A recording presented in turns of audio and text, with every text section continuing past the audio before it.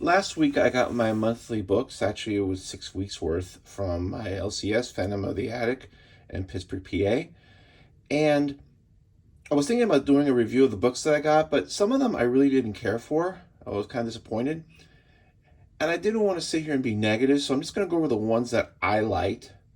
And I recommend if you're looking at monthly books, what you may want to read if you're already not reading them. Um, there's a lot of negativity, well, in general, but there's a lot of negativity online when it comes to comics. You have a lot of people out there who say they love comics and then will spend an hour and a half telling you everything they hate about comics and what's wrong with comics, which to me seems kind of dumb. So I'm just going to focus on what I liked, and hopefully you're interested enough to maybe check them out. First is Nightwing by Tom Taylor. I don't get a lot of superhero books, and I honestly, because I find most of them really boring, and it's not for any of these reasons that people give this saying, oh, they're not the way they used to be, this and that. It's just, I started reading superhero comics in 1974, and with an exception from 1995 to 2001, when I took a hiatus from comics, I've been reading almost exclusively superhero comics up until about 2019. And I just think there's only so many stories you can tell with characters that really often don't age very much and can never die. It's like a soap opera. It just keeps going on and on and on, and I just think you just regurgitate a lot of stories. But Nightwing is a nice, bright, fun book. A lot of people like the Dick Grayson character very much, fan favorite, and it's good to see after Dan DiDio's time as publisher, where he just tried to squash not only Dick Grayson, but Wally West and all these other like former sidekick heroes. It's good to see they're actually giving a lot of good treatment to them. So if you're looking for a bright,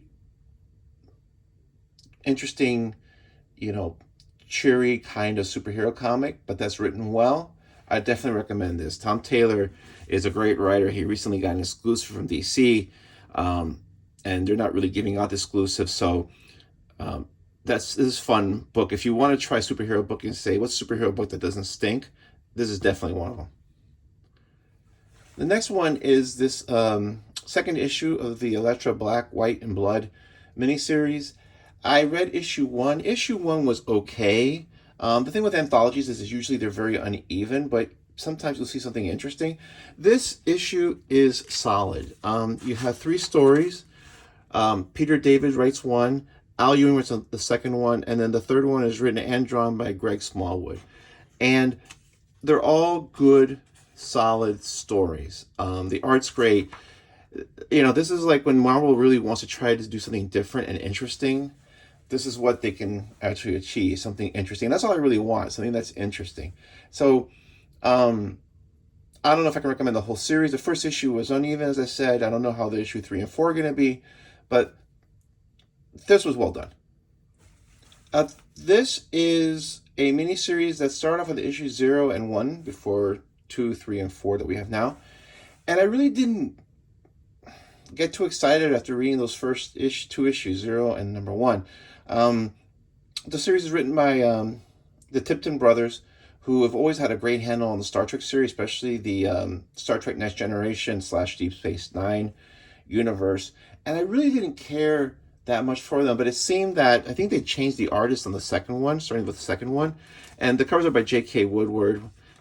He's not doing them, but the art achieves that balance where the characters look like the characters, but it's not super photo reference. And what I like about this is the story's gotten better, but they're pulling all these deep cuts from the Next Generation timeline. And so you're seeing them finally figure out how to use some of these characters and give them some depth. So if you like Star Trek and you like the mirror universe stories, this is something that I pick up. Maybe if you want to pick it up in trade. I think it's a 6-issue limited series. I believe 6 issues. I could be wrong.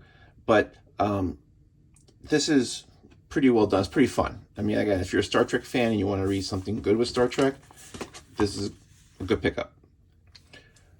All right, this last title is called The Crimson Cage. It's from AWA Studios.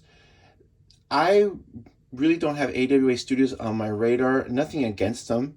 It's more that My LCS is actually over 1,000 miles away. I live in Miami, and they're located in Pittsburgh, so I don't go into the comic book shops. And if you're all wondering, yes, there are many comic book stores in Miami, and most of them are the typical Funko Pop, toys, pressing and cleaning services, selling CGC books.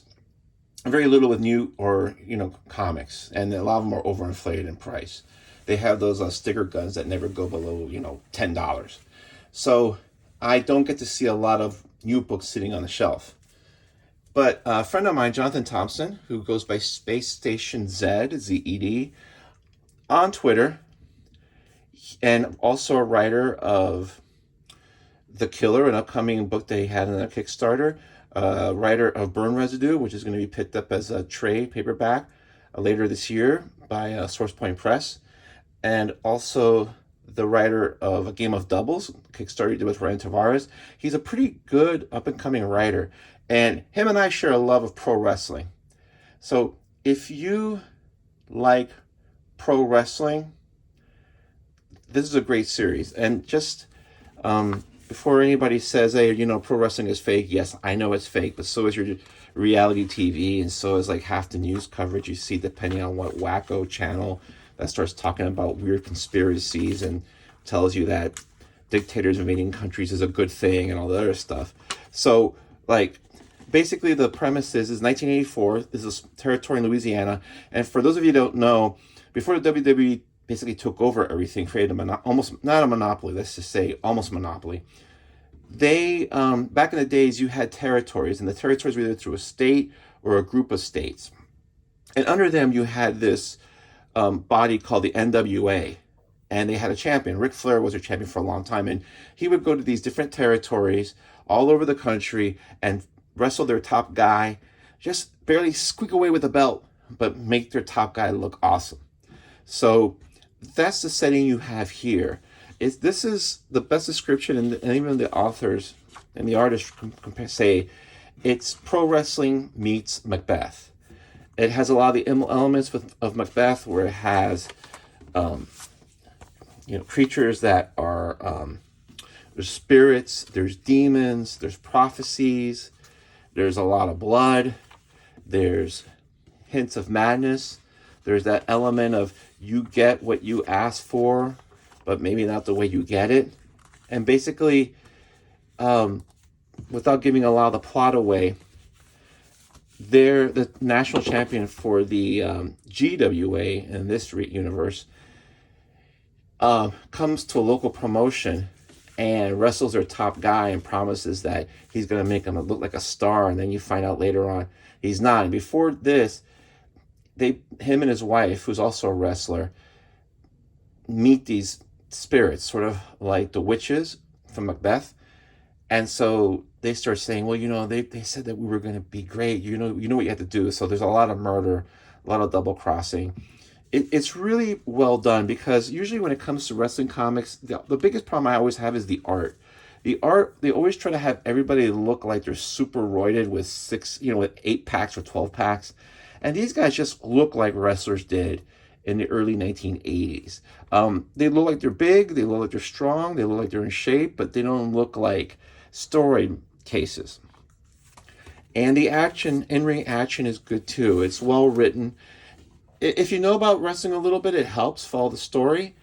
You don't really have to know a lot, but it doesn't also do that yellow word balloon where it does a glossary of terms, of wrestling terms either. So, but it doesn't go too heavy on those. So this is something that's, if you like pro wrestling, you'll definitely love this.